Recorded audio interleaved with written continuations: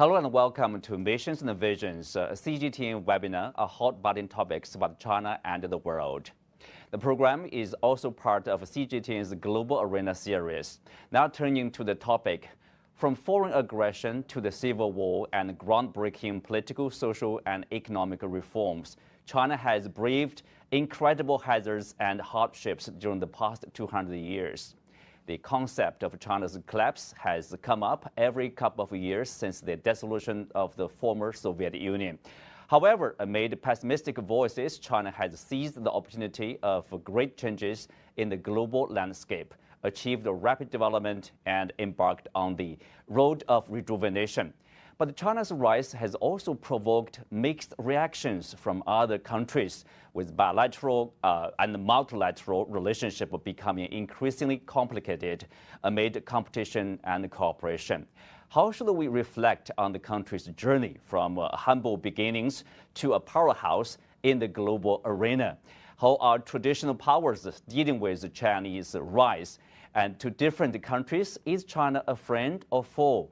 To explore these questions and more, today I'm joined by Dr. Wang Huiyao, President of the Center for China and Globalization, Huangjing University Professor and the Director of Institute of the U.S. and Pacific Studies at Shanghai International Studies University, Alistair Meahy, Secretary General of British East Asia Council and also the co-author of Consensus or Conflict, China and Globalization in the 21st Century, and Lincoln Mitchell, research scholar at Columbia University. And let's also welcome audience members and from university institutions from all over the world. Well, thanks for joining us online. As you watch our webinar via video link, feel free to share your thoughts on our YouTube, Twitter, and Facebook accounts. In the Q&A session, our guests will take questions from you, so you're welcome to raise any comments and questions. Well, before we start our discussion, dive into the questions about China's relationship with the other countries, let's take a little focus, say, on the background, the rise of China, basically over the past 40 plus years. Huiyao, I will start with you. What is the driving force behind China's steady rise over the past decades? Well, thank you, Chindo. I think there's quite a few aspects. First of all, I think China has actually embraced globalization, which I think that is a trend that Deng Xiaoping ushered in this open door policy. I think that China actually engaged on that, and that is, I think, one of the contributing is open door and reform policy that proposed by Lady Deng Xiaoping.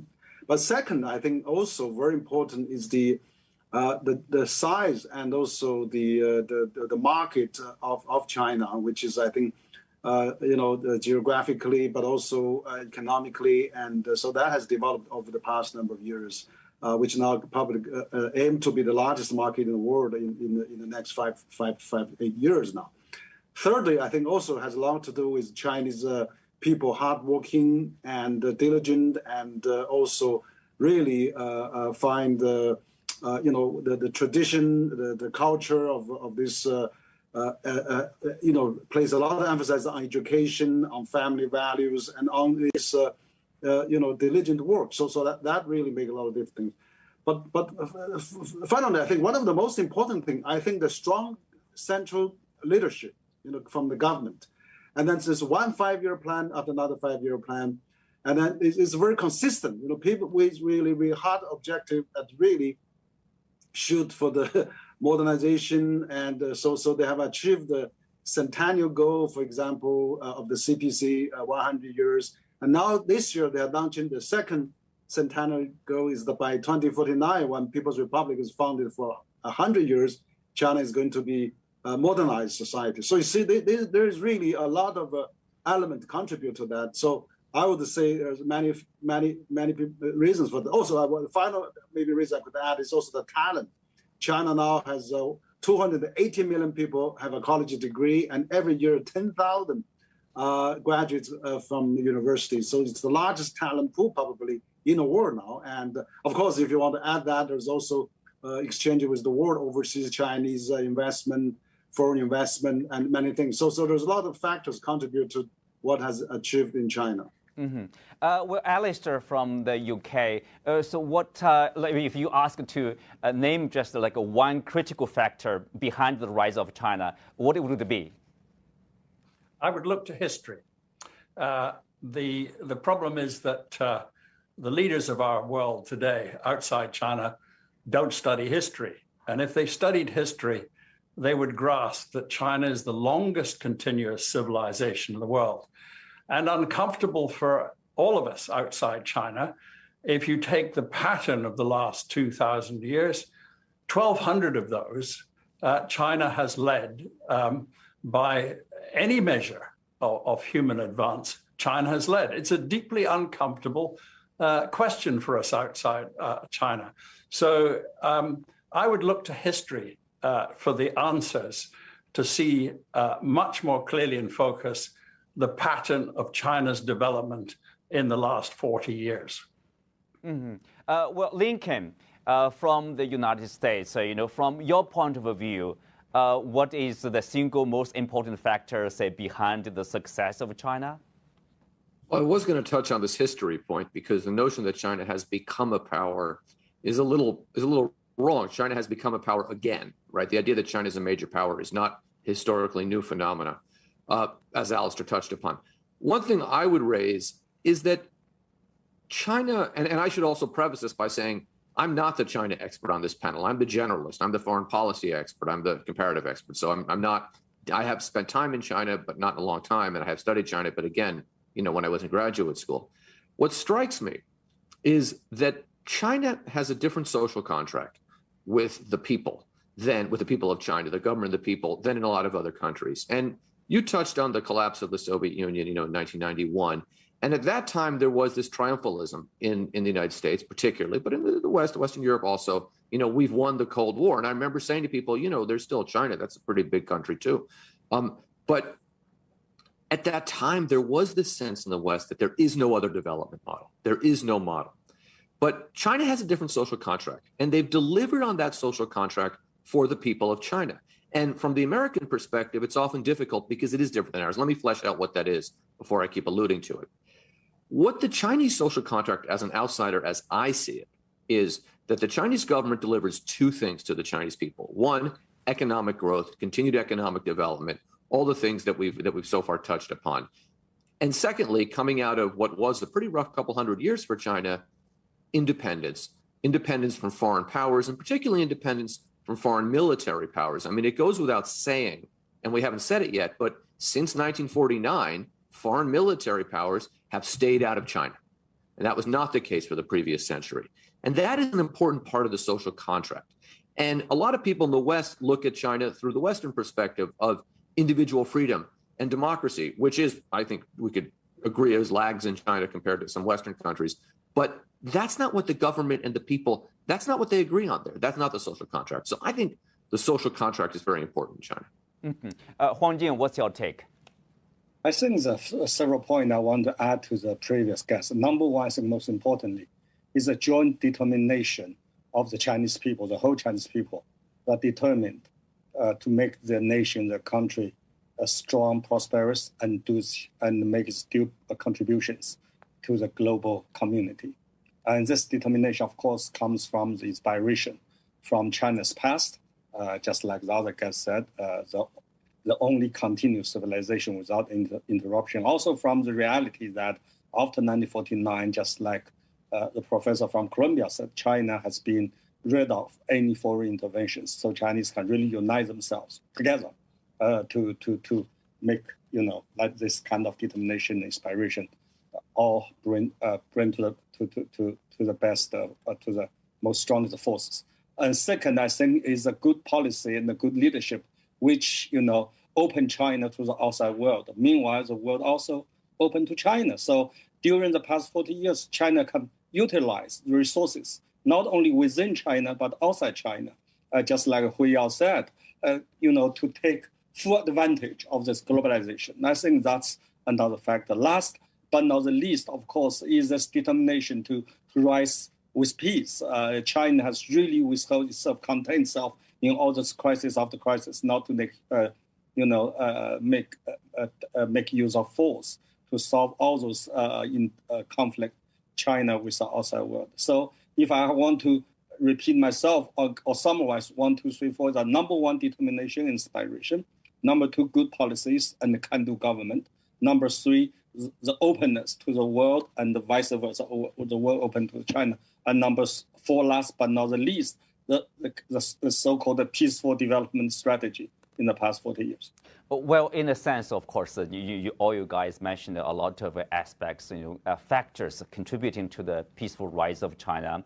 I think also because we are discussing China's foreign relationship with other countries here, obviously there's an environment. I mean, Chinese foreign policy has created a peaceful environment, contributes to the rise of China. Speak of that, probably the hottest issue right now is the Ukraine crisis. We have to take a look at that and China. For example, Huang Jing, I will continue with you here. China, together with India and quite a number of countries, basically has taken a neutral stance on the crisis in Ukraine. What do you make of China's such a stance? I beg to disagree. I think China does make a stance. That stance that China stands with peace. China repeatedly, by Minister of Foreign Affairs Wang Yi and even President Xi Jinping himself, China insists on this principle of the sovereignty and the territorial integrity, which cannot be violated. That's a number one principle which the Chinese leadership and Chinese government repeatedly, said in the past few days. I think that has the support of the majority in China, and China also, strongly hold that this whole issue should be and must be solved by negotiations, by peaceful means, not by war. So that's the first stance that China's taken. So I think to say China take a neutral stance, I think it's not a very good capture of reality. And secondly, China holds that this entire war or crisis actually has a reason. The reason is that after Cold War is over, the NATO, which is a product of Cold War, still exists. And moreover, still follows the Cold War mentality and the practice, keep expanding eastwards. And of course, that is China's second point. Third point, that China urges all the powers, including China itself, the Germans, France, and Chinese themselves, try to facilitate the negotiations between two warring parties. And last but not least, I want to remind all of us that China still keep a very good relationship with the Ukraine government. China sent humanitarian assistance to Ukraine, which again, Minister of Foreign Affairs Wang Yi said again and again. So I think China does take a neutral stance in terms that China has not joined the other countries to sanction against Russia. But China does take a stance on peace, on negotiations, and we have to rid off the Cold War mentality and the practices, which to some extent, to a large extent, is an essential source of all this war, this very horrible and I think it's a very unfortunate war to both Ukrainian people and to Russian people. Right. Alistair, from a European point of view, and how do people respond to the Chinese stance on this ongoing crisis?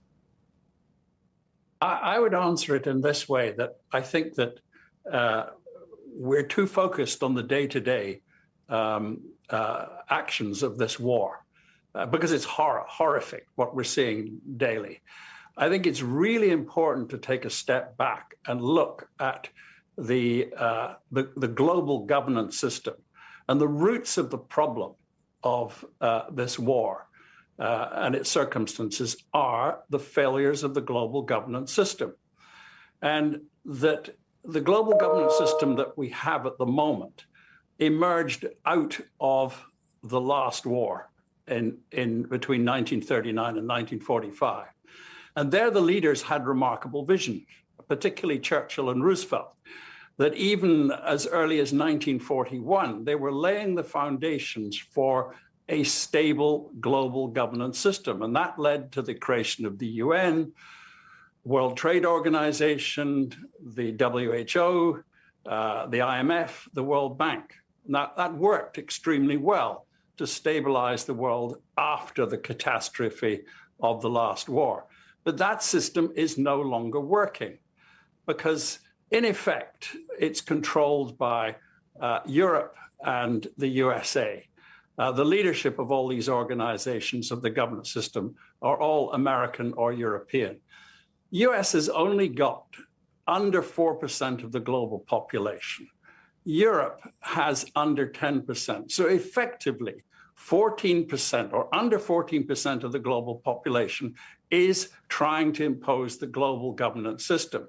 That ain't working, and it's not going to work until Europe and the USA say, we're in a completely different world, that you've only got to look at the facts of the growth of Asia, the growth of China. The dominant drivers of global growth are all in Asia. Russia is an economy that's no bigger than Canada. And it's this instability of the global governance system, I think, lies at the root of why we are having this war in Ukraine at the moment. And until we deal with the global governance system, and I see no sign at the moment that is happening, all the global leaders, it's G7, it's NATO, all trying to dominate and saying, this is what we'll do, this is the way the world will be run. That ain't going to work because it's not including the key major players of the world, particularly China. Mm-hmm. Well, that's a big topic. We'll come back to that. Global governance probably, in particular, the failure of that. Now there's a rising expectation that China may play the role of mediator between Ukraine and Russia, given its close relationship with both Russia and Ukraine. As a Chinese scholar, do you think that China should play a more positive role, a more active role in mediating or solving this crisis? Absolutely. Actually, this afternoon, for Mr. Wang Yi giving a special news conference at NPC section and also CPPCC section. Actually, basically, he mentioned that China would like to see peace and its talks, and if there's a need, and China would like to involve more with the international community to solve this crisis. I think that is really a good stand. I agree with the previous speaker that we have global governance problem. We have this historical problem. NATO has been expanded 5 times eastward towards the border of Russia. But also, again, I think that what the Russian has taken is very dramatic and very unexpected move that caught everybody by surprise. And so what I think now, China is really probably, if you think about that, China is the only influential country that is not directly involved. NATO is really against Russia now, and China is the third country that has excellent relation with both Ukraine and Russia. Both Ukraine and Russia are, China is their largest trading partners. And also, Ukraine signed this Belt and Road Initiative with China, and of course, China and Russia have this joint statement. So I think China probably is in a unique position, a very good position to really, involved and probably play some mediating role, trying to mitigate this crisis. I really think that, this war that, China has a lot of vital interest there that because China and Europe is also the largest trading partner for Europe as well. And we don't want to see a disrupted world, and we don't want to see escalating of this crisis. It's also for humanitarian reasons. So for all the reasons, I think it's great that China has stated that China, is willing to intervene, and China actually today has sent in the assistance through the International Red Cross in China. So China actually taking a very positive, active role there. And also China, for instance, Mr. Wang has mentioned, all the country's sovereignty and territorial integrity should be respected. Ukraine is no exception. So I think that's a statement. Mm-hmm. Lincoln, from New York, if you look at this a possible role to be played by China, let's say, and some others would say, no, China should not be in the position to mediate this crisis here because China is not, China has not condemned Russia, or China had, a relationship, I would say, troubled relationship, or has some problem, let's say, between, for example, China-U.S. relationship and even China-European Union over there. But do you think that kind of a factor will somehow prevent China to play any positive role in help resolve this problem? I'm going to get to that. I want to raise a couple of other related points as well. First of all, the Prime Minister of Israel, which is a tiny country, but one with strong diplomatic and also kind of complex cultural and human-to-human ties with both Russia and Ukraine, was in Moscow over the weekend trying to play an intermediary role here. So I think there are roles for countries other than Europe and the United States here. Second point I want to mention is NATO, because I very much understand this NATO issue, but in the interest of having a frank conversation, we should recognize this war is not about NATO. Everyone in Kiev, everyone in Moscow, everyone in Washington and Brussels knows that Ukraine, previous to this war, was not getting into NATO anytime soon. We know where Russia stood on this. We know where Washington stands on this, but that was not the issue right away.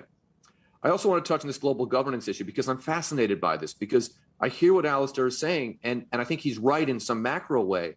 But the question I would raise is, when has this global governance system worked?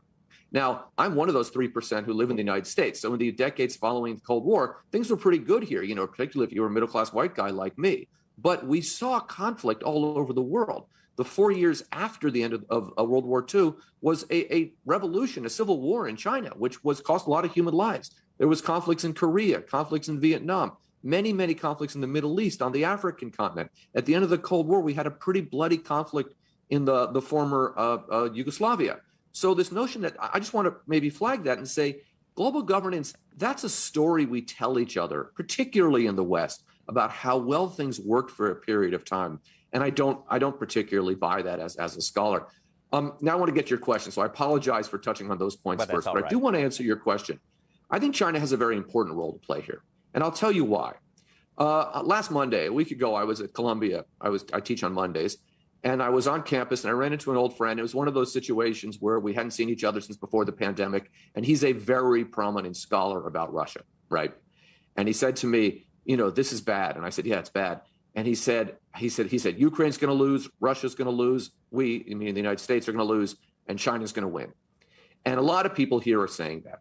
And the reason for that is this: these sanctions that many Western powers and Japan, which is not in the West, are putting on Russia will force Russia to turn to China more. And that is to China's advantage, not as a military alliance or anything like that, but they've got to sell their resources somewhere. So the reason China has a role to play here in negotiating an end to this conflict, and particularly an end to the bombing and the violence, is because Russia needs to listen to China.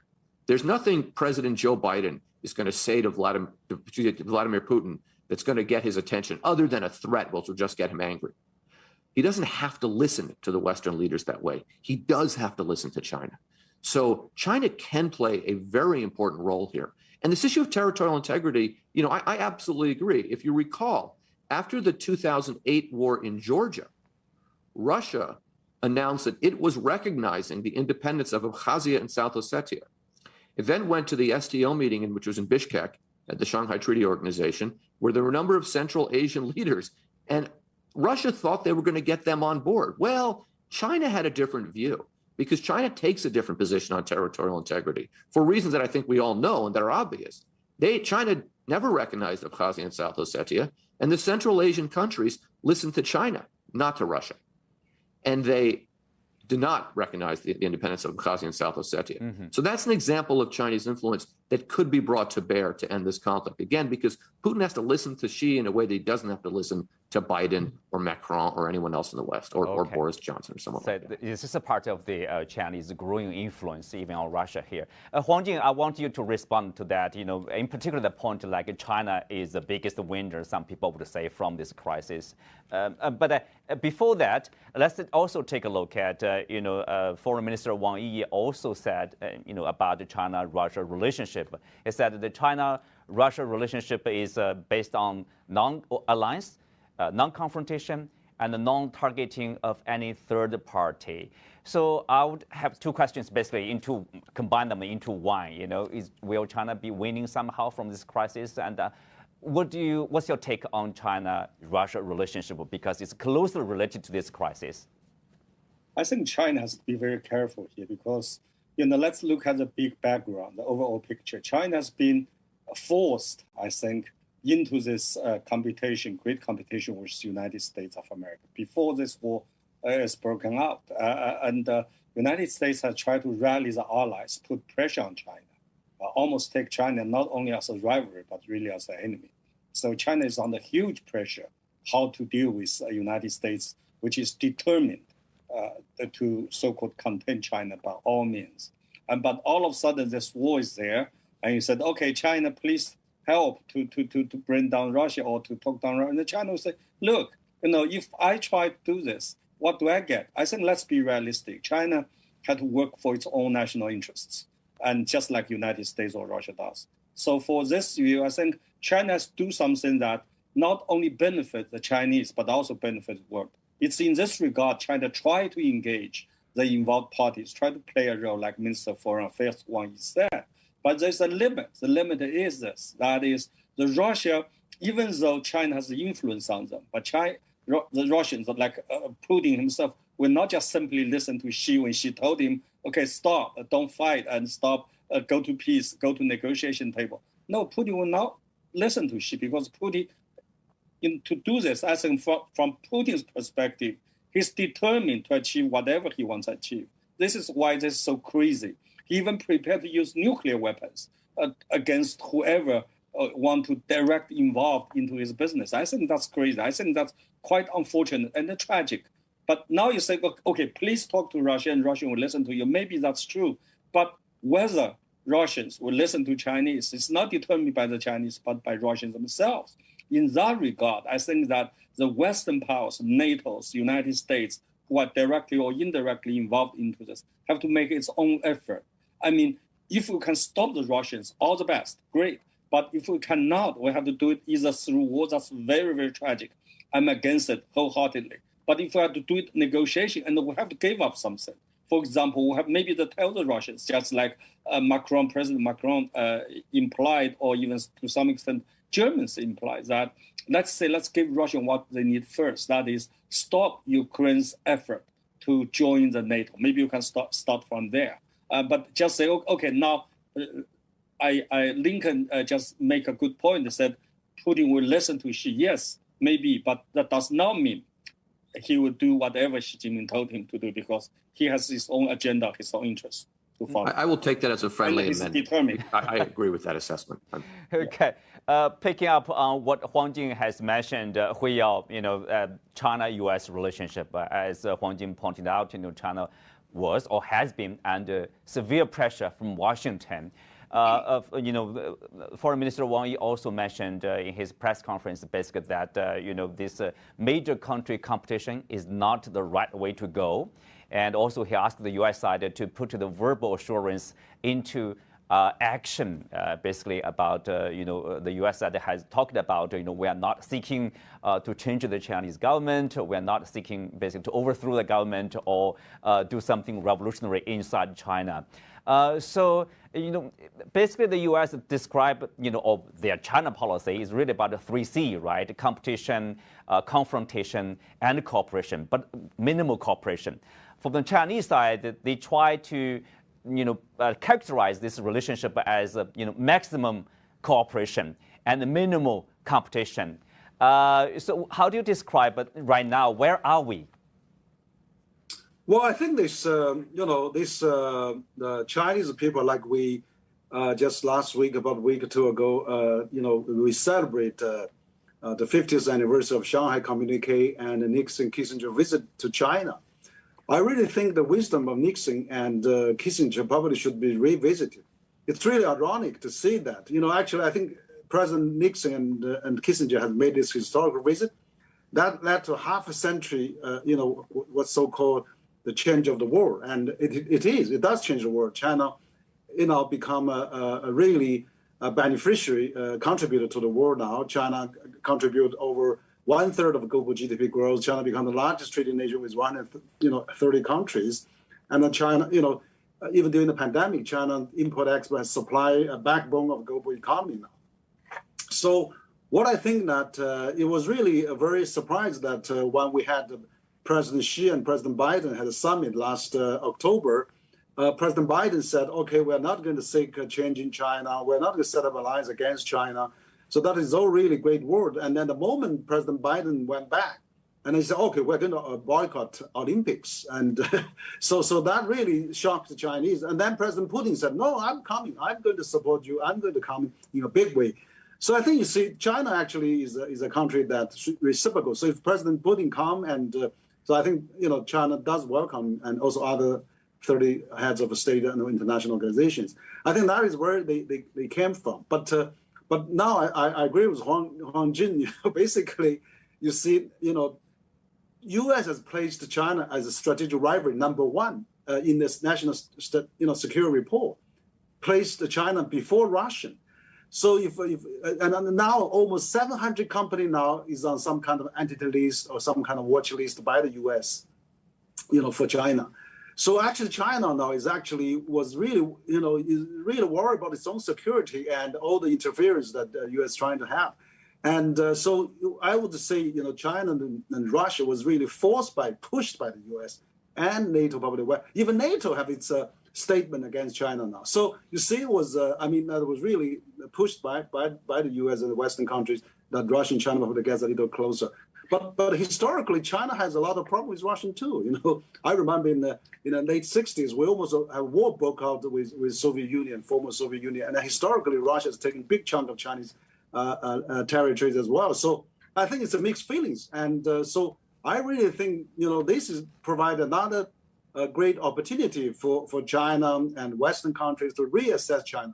China is not that aggressive. China is really a peace-loving country, and China sticks to the integrity and also sovereignty. And let's really rethink about all the strategy that the U.S. used to have, place China as enemy #1 or strategy #1. It's probably high time now for them to think about. So I think it's really not productive to really treat China as a major threat, but maybe we should reassess this China-U.S. relation and Western relation in general. Mm-hmm. And well, Alistair, from the Chinese point of view, like Wang Yi has said, it's really about find the right way forward and manage this relationship well, to get along with each other. And of course, but for a lot of U.S. folks, I guess, China is rising rapidly. China is to replace the U.S. as the #1 economy or the largest economy here. So there's a concern somehow. People describe that as a structural issue, and it's very difficult to resolve. So do you have any idea, like, how can they get along with each other? I think that one reflection I would make on our flow of very interesting comments on this program so far, it's not addressed the core issue that is facing the world. It's not the war in Ukraine that is the core issue. The core issue is that the world, we as humanity, face huge, catastrophic challenges with things like climate change, our inability to deal with pandemics. We're making no signs that we're learning from what created this pandemic and the next one that could be in the making. We're not having any form of real global collaboration on these issues. That is ignoring what we in English call an enormous elephants in the room. We're distracted by Russia attacking Ukraine. We must come back to what I said about reforming the form of global governance. And here, I'm surprised at Lincoln Mitchell saying that he feels that the post-war global governance system that was established primarily by Churchill and Roosevelt, creating the UN, World Bank, IMF, that he should so summarily dismiss their value. I think that they were the fundamentals that created this huge advance in globalization, which in turn enabled China to open up and reform and industrialize at a speed and scale that's unprecedented in human history. I think that we did have benefits that came out of the last war. And that's why in this current war situation, We must take a helicopter view, look at how do we create a stable, sustainable, global system of governance. And that is the only way that we are going to deal with the things that really threaten humanity, which is climate change and the next pandemic, regulation of AI, which is presents huge threats to humanity. Then there are others like nuclear issues and to control those. Mm-hmm. These are the things that we should be focusing on and not being distracted by the fog of war that is currently going in Ukraine. However horrible that is, however horrible it is for the Ukrainian people, we will never get a solution unless we address reform of the global governance system to deal with the real issues that threaten humanity. Well, Alistair, speaking of global governance, don't you think, China, U.S. getting along is an important factor in contributing to a, let's say, efficient or effective or workable global governance? It is absolutely fundamental. But the problem is we have U.S. politics. We have a world outside China that is hugely ignorant about China, that China's not taught about in our schools. It's barely studied in our universities in terms of when you compare it to other subjects. And then you have the other problem is that China has failed to develop a system where it is telling its story to the world in a way that has impact on people outside China. And give him his credit, President Xi of China has repeatedly urged and pushed policies encouraging the Chinese people to tell its story. Yes, there's been big improvements, like examples like we are here on CGTN, but far more must be done to enable the world to understand China better. The US does not understand China, and it's got embroiled in US politics where you gain brownie points or gain points as a politician from any part of the spectrum of how aggressively you attack China. This is not the way forward. This is not the way to create a sustainable, stable system of governance that embraces the US and China in a productive way that actually advances the interests of all humanity. Well, Alistair, thank you for mentioning that. We at CGTN, yes, we try very hard to communicate, what's going on in China and what's going on around the world to try to help people better understand China. But we know that it's a challenging job, as you said. Lincoln. It is a fundamental issue which your president has repeatedly addressed, and it has not had the solutions that it needs. And it's something that must be addressed, as your president has repeatedly said. And it is a root problem of a lot of the problems in the world today, that the world does not understand China, and that has to be addressed. And it's a crucial core issue. Mm-hmm. Well, we in our audience, a lot of young students from the Chinese side. I hope they can listen to and take note of that and contribute to their time and their study, their work in the future to help communicate better with the world. Well, Lincoln, continuing China-U.S. relationship, Chinese Foreign Minister Wang Yi also mentioned, basically complained a little bit about the U.S. policy toward China, for example, in particular, in this phrase, like Indo-Pacific strategy, you have Five Eyes network, spying network. You have the Quad, the four countries, U.S., India, Japan, Australia, working basically on China or against China. And then you have AUKUS, U.S., UK, and Australia working together militarily against China. So, of course, together with this military bases in Japan, South Korea, the Philippines, etc. So he said that the U.S. Indo-Pacific strategy is basically Asian version of NATO strategy against China. From the Chinese point of view, it's really about getting a better living standard, improving your economy or social development. China does not have an ambition to lead the world. What do you see that? Well, there's a lot of questions there, so let me try to kind of unpack that a little bit. In the big picture, I agree with a lot of what my colleagues have said. I would phrase it a little differently. I think the U.S.-China bilateral relationship, which is at a rocky place to be sure right now, is the most important bilateral relationship in the world. To use the unfortunate term that we used here in 2008 in the United States, it is too big to fail. Major conflict between these two powers will have really global implications that are really devastating. So it is too big to fail. And as Alistair points out, I mean, you beat me to the punch on climate change, but the major security threat facing the United States is not China. Just like the major security threat facing China is not the United States. The major security threat facing both of us is climate change. The second major security threat facing the United States is, frankly, domestic terrorism, which has nothing to do with China whatsoever, but it is an issue here at home. But so there is not, I don't know that there's the possibility of cooperating, but there certainly is the need for cooperating. The second thing I would point out, and this is kind of a tougher one to present and to phrase, is that the United States, it sees its role, and you hear this in Washington all the time, this language of leadership and the United States as the leader.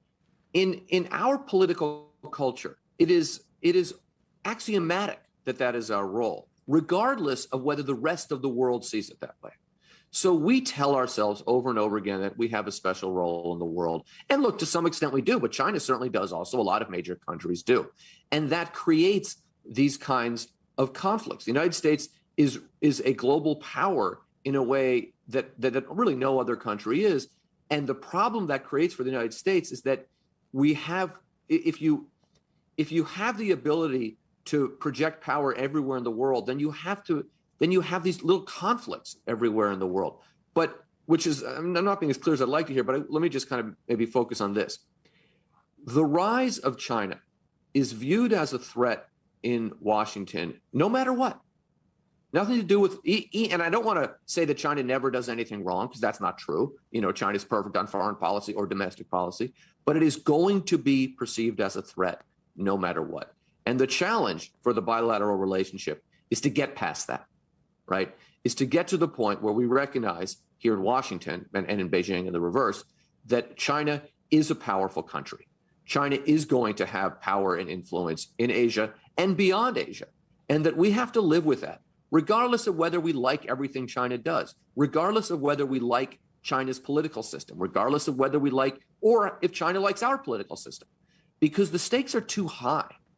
And it is true that at the moment, and the moment has lasted a while now, there is a very strong anti-China rhetoric, politics in the United States, which frankly sometimes spills over into a very ugly form of racism against Asian Americans here in the United States who are American citizens, some of whom, have nothing to do with China, many of them. But that is very much what's driving the politics here. And whatever Biden says, and you're right in that it is across the political spectrum, but it is really pushed by the right and the Republican Party. So Biden, whatever he says, someone, some man-child like Marco Rubio is going to say he's not tough enough on China because it will help him in his Republican primary in Florida. Mm-hmm. So that is the nature of the challenge in Washington. Yeah, politics inside the U.S. Huang Jin, obviously, I like linking what Lincoln said. This relationship is too important to fail or too big to fail. But at the same time, no matter what, China does or China says, China will be seen as a threat to Washington. Is there a solution to this kind of, like a mentality or this problem between the two countries? We have to resolve that. We all, have to find a way to get along with each other.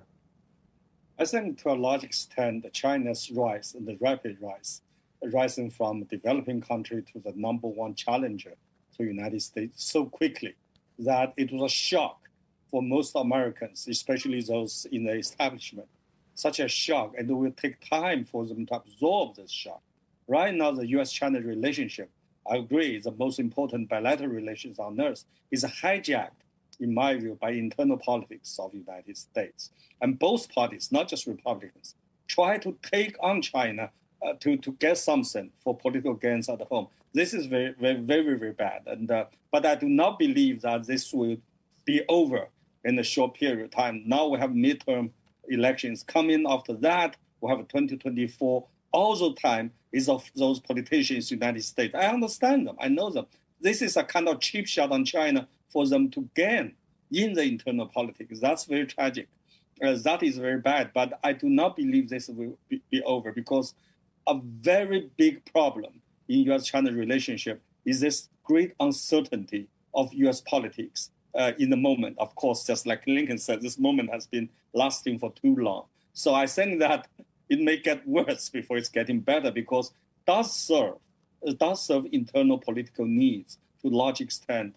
To that regard, I think that three things I think the United States and China need to do. I say this many times. I say that again. Number one, it takes a determination, resolve from the topmost leaders in both China and the United States. Right now, it's Joe Biden and Xi Jinping, for them to determine to really set up the guardrail, like Deputy Secretary Sherman said, number one.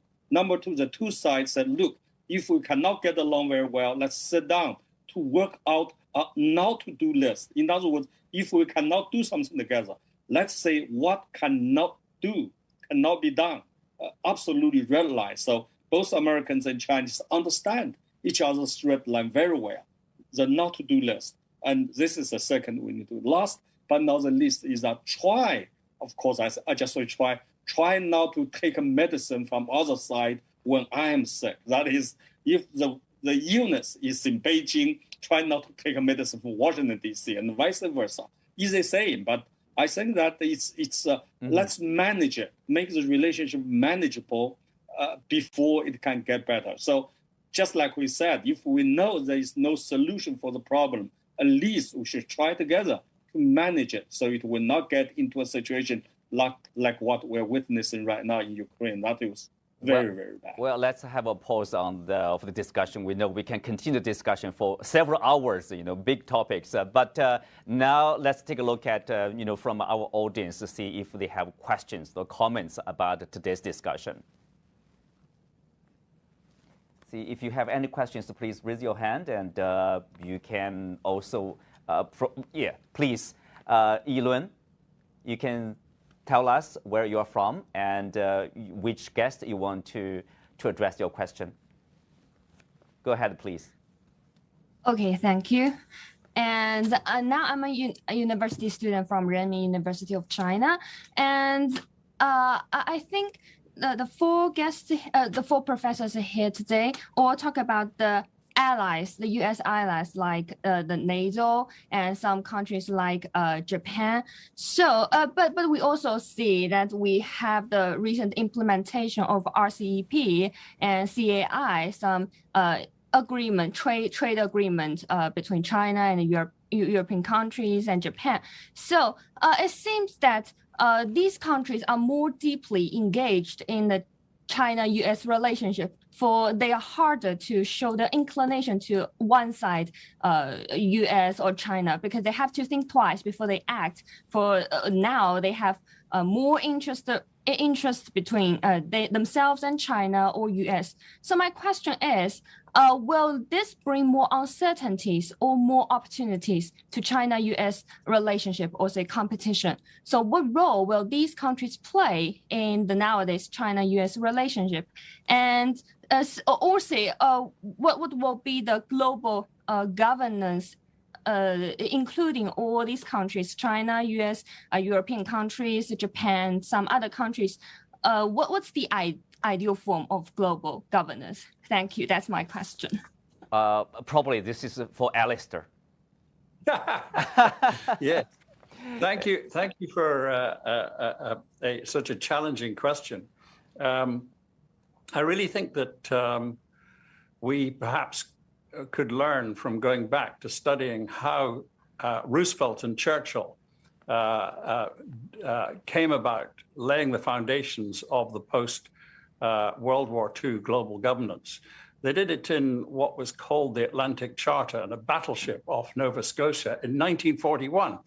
I find it astonishing that they did this at a time when there was no certainty about where or what the outcome of the war was. It was a remarkable foresight of thinking forward as to how to create a system.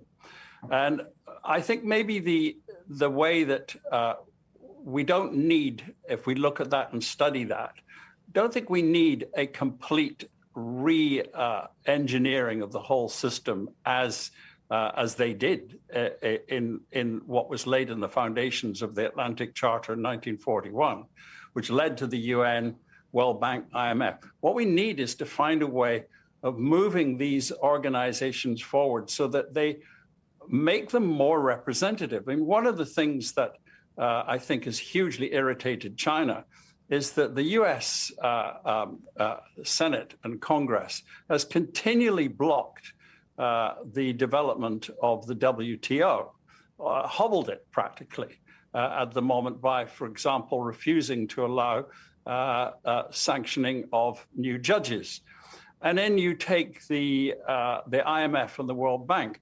Again, the US government has continually blocked any form of expansion or representation on the World Bank and the IMF of the larger rising economies such as China.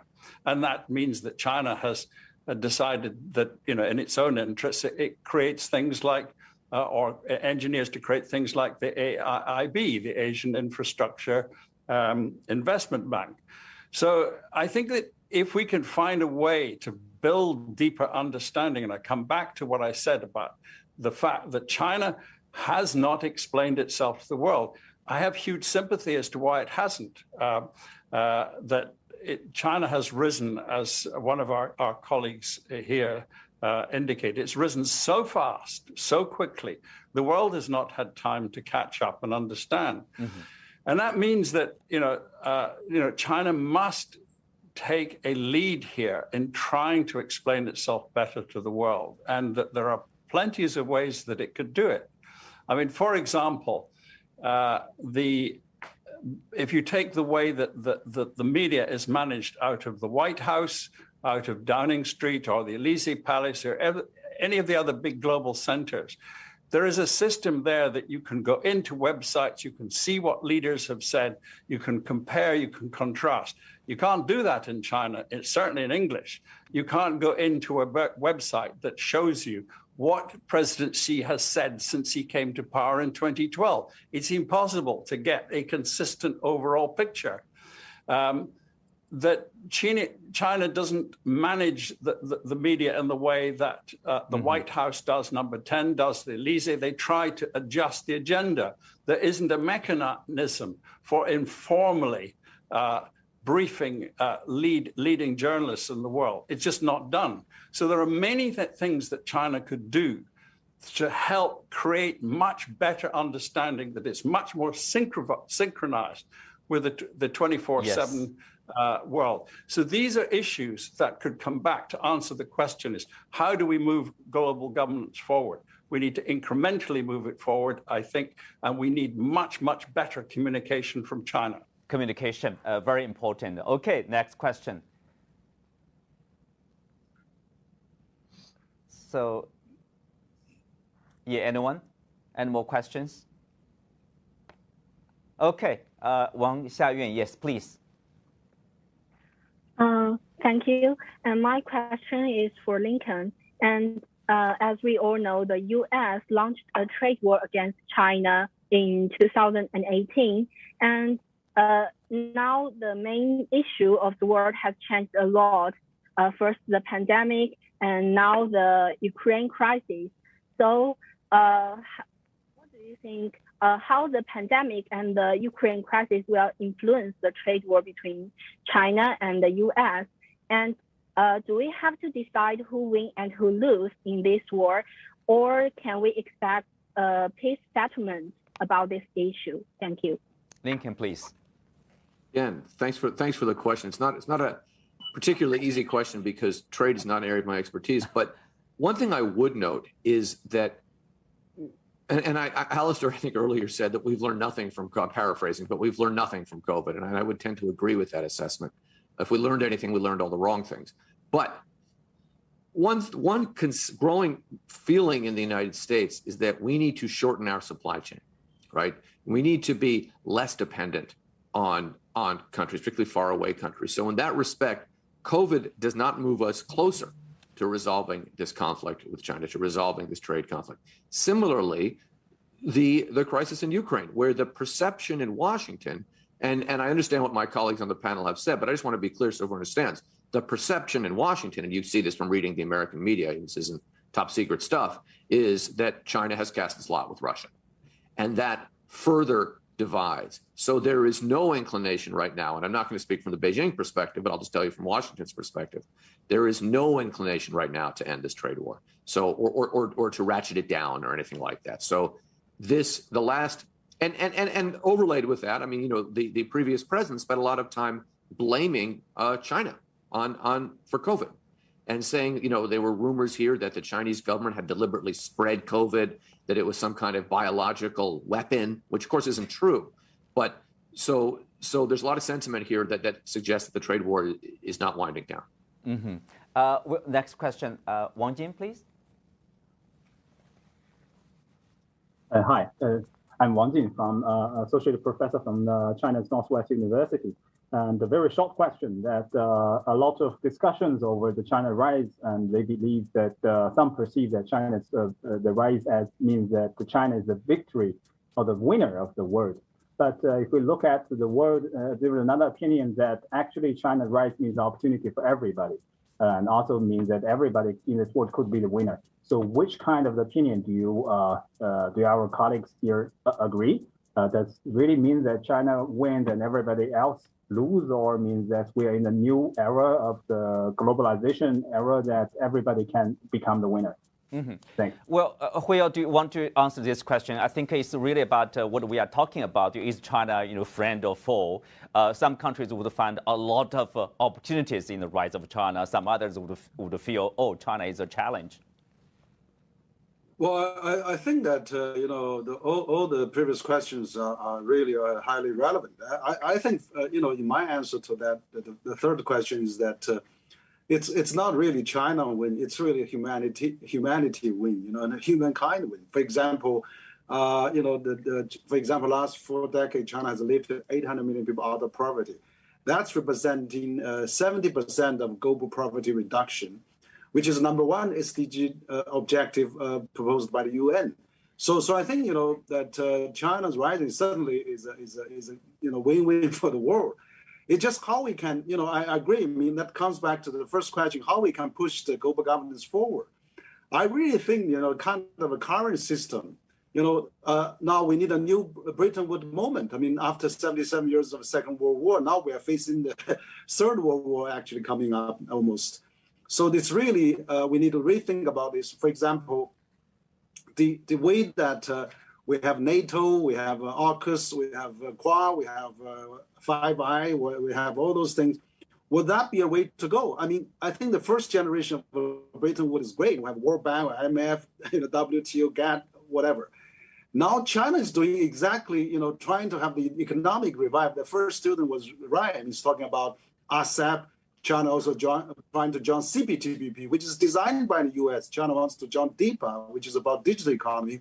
China has struck a deal with EU on KAI, and all those are economic arrangements. So China is trying to build a larger economic pie, like China did on its economic side. And whereas I think US public is really worried about that and busy building up all those secure alliances. So I think that really shows the difference. We are diverging the global governance from economic alliance, which actually guaranteed our 77 years largely peaceful and prosperity of the world without major world war breakout. Now we are, because we are emphasizing so much on NATO, on those military alliance, secure alliance, we are now really facing a Third World War now. So I think the strategy China has taken is build up an economic alliance like Belt and Road. It's really the future for the, you know, for the developing countries. So I have a proposal. You know, Chindo, you're asking what can U.S. and China work together? I was having a big dialogue with Larry Summers just last month. I think there's one thing we could do. You know, so what are the biggest draw for all the countries to work together? You know, climate change and pandemic, but also there's an infrastructure. All the developing countries need infrastructure. So China has, you know, busy with the infrastructure of the last 8 years of Belt and Road and things like.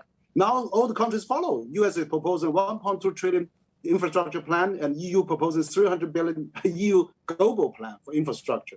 So everybody has this consensus of infrastructure. Let's have a World Infrastructure Investment Bank, or let World Bank headed by the US, ADB headed by Japan, and AIB headed by China and the EU and many other countries. Let's first get all the development bank work together on all those infrastructure, huge needs for the world. And let's have them, have a new Marshall Plan on that for the developing countries, so that we have a big pie to work, so we're less obsessed with military alliance. Let's build up WTO, build up all those, global health system. Let's really looking for something joint interest. Let's build up a global alliance on climate change. So China and US, that's the only area they signed the cooperation agreement. So that's all the area we should work on. And I think that exactly the future governance should go, and we should work on, rather than obsessed with, having all those military alliance and put each other as a strategic rivalry. Let's really have a competition, and just like a Winter Olympics said, faster, higher, stronger, but together. Let's get together. That's really most important. To share, like a community with a shared future. Zoon? Yes, thank you. Thank you so much. You have any comment or question? Yeah. I do have a comment and also a question. I'll try to be very quick. So firstly, I'll take it from Dr. Wang Huiyao's last comment about, especially about developing countries and the Belt and Road. And truly, my 6.5 years in China, when I think about the Chinese perspective, from my own observation and experience, it isn't about China being number one. It's about thinking of addressing global issues, development issues, improving the quality of lives. It's a very people-centric perspective, and it's more about improving every step of the way. So that idea that China somehow wants to be number one or be a hegemon is clearly not there. So this is my own view. And I think that a conversation about improving global governance is absolutely very important. We know for a variety of reasons that this particular set of this particular order, or this kind of global governance is not working, because from my point of view, as someone from South Asia, I think we have seen too much of conflict. And that's especially one of the reasons could be that there is a lack of representation. And I think this is something that China also time and again addresses, a lack of representation of developing countries. So maybe I would like to propose this question to Professor Huang. How can global governance be improved in a way to be more inclusive towards developing countries, and actually putting their needs, their pragmatic needs, at the forefront, which is obviously largely achieving sustainable development goals and having lasting solutions, peaceful solutions, and also being able to have domestically determined ways forward. So if Professor Huang can propose some ways forward. Huang Jing, please. Yeah, I think that's a very good question. It's a fundamental question. Yes, how to do it? I think that reality we all have to recognize or know is that right now discourse, a global discourse on global governance is still dominated by the Western countries. So they're overrepresented in this discourse. That's a fact. And secondly, I think that to build up global governance, have two ways to do it. When Churchill and Roosevelt do it in the 1940s, they try to design a whole system of international institutions. So there is a kind of what I call system-oriented or system-driven. But now, given the enormous differences between the United States and China, for example, in terms of political system, culture, and agenda, and so on and so forth, it is very difficult for all the major powers, China, India, Russia, or EU, or United States, to sit down like Churchill and Roosevelt sat down to let's design a new system, like United Nations, that is like political order, like IBM, like World Bank, that is financial global order, WTO, that's a trade order. Right now, it is very difficult to do that because simply the difference, the gap is so big. All the major powers or global players, it's difficult for them to sit down, let's design a system together. Right now, ever since the Cold War is over, the global governance, in my view, the build-up of global governance is really driven by issues like a very, in my view, quite successful global governance driven by issues of nuclear non-proliferation. It's leaking, but it's hot water still. Unlike a Paris Agreement driven by climate change. And I think other issues like cybersecurity, like data management, transport data management, all of those can be an issue that we can try to set up a global governance on this. So let's be realistic. I think if we really sit down on the major issues, major challenges, that is fundamental to our survival, to sustain our global civilization, then we can still build up a global governance mechanism, even though we are so different in terms of values, political systems, and so on and so forth. We do have successful examples before, and that's why I would propose that if we all recognize, for example, climate change or cybersecurity or transport data management, all of this, one government cannot even manage it. Why don't we sit down to work on these important issues and to build up global governance on those so-called issue-driven? I think that's a way we can try, and I think that's we have been doing in the past 20 years, and that's why my answer. On this, overrepresentation or underrepresentation issue, I think that all the developing countries really have to raise their voice. I think, for example, the BRICS is an example, and Shanghai Organization, and ASEAN, and all those international or regional institutions in which majority are developing countries, really to increase the voices. That's one way. And on the other side, I have to say that the Western countries like G7, for example, pretend it's still governing the world, has to be a less arrogant, less ignorant to let the developing countries to say a few words more. I think that take both sides. But right now, it's an issue of this underrepresentation or overrepresentation is partly caused by a historical process we all go through, and partly because there is that kind of subconscious, which to me is even worse, subconscious arrogance and ignorance by the developed countries, which did not recognize the gap here today, what they are, is not really by peaceful means. They should reflect deeply on their past, on their history, so that they understand from the bottom of the heart, consciously understand that they have to give other people a chance. They have to give the developing country a chance. Do not always pretend that they're sitting on top of the world, they dominate entire discourse. This kind of hypocrisy, double standard, enough. Okay, no more hypocrisy and double standard. We also have Li Haoyue. Oh, sorry, Zoom, you want to respond? Zoom? No. I really appreciate. I think there's a term Eurocentrism as well, and there definitely is a problem of overrepresentation. And even sometimes when scholars or commentators are talking about a global view, it's really a Western perspective. So maybe it's a matter of time that China and other countries in the global South are able to tell their stories and their perspectives in a more effective way. Okay, that's all. Thank you. The global South. So Li Haoyue from the China Foreign Affairs College, please. Thank you, professors. Actually, I've noticed some of the news, just like the U.S. decision to expel 12 staff members of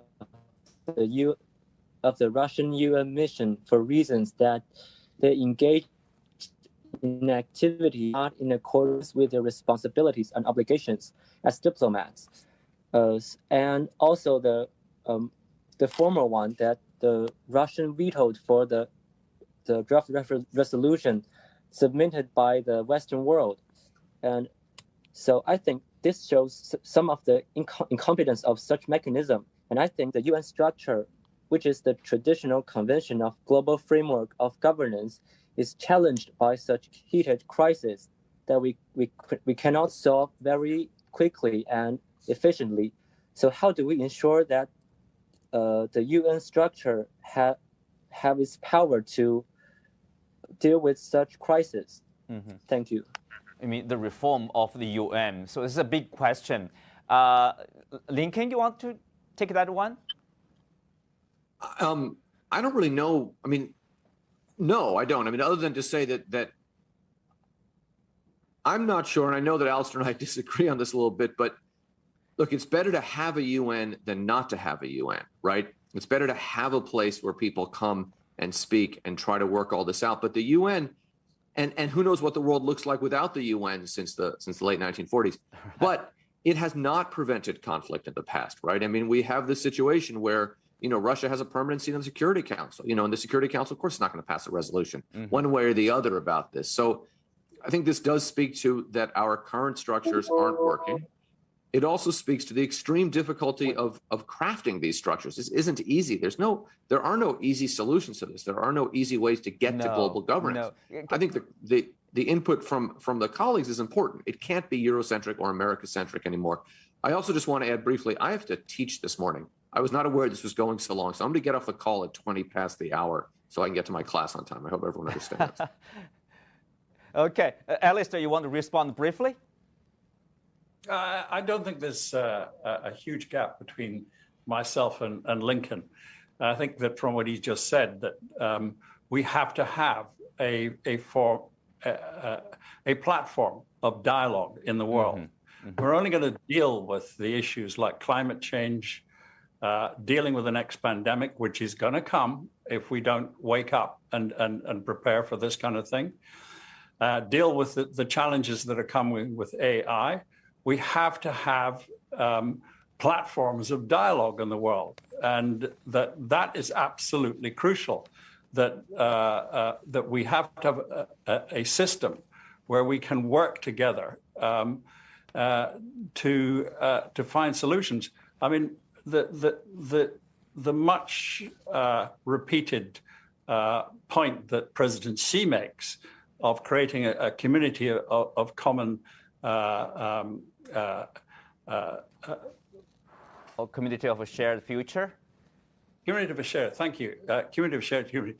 It's much derided outside of China, but actually he's absolutely right, because and if we do not find a way to work together, to collaborate, to dialogue, then the humanity is going to fry, because climate change is going to fry us unless we do deal with it.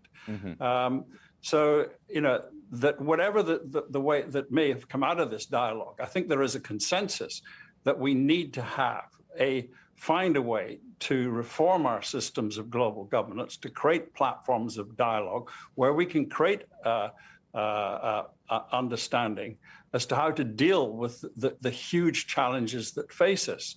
The immediate one is the war, but the much bigger ones, I think, that's come out of, which is I'm glad come out of this dialogue, is that we really have to find a way to work together as a world to solve the challenges that are facing humanity. Thank you, Alistair. The most important is climate change. Thank you. On that note, we come to the end of today's show.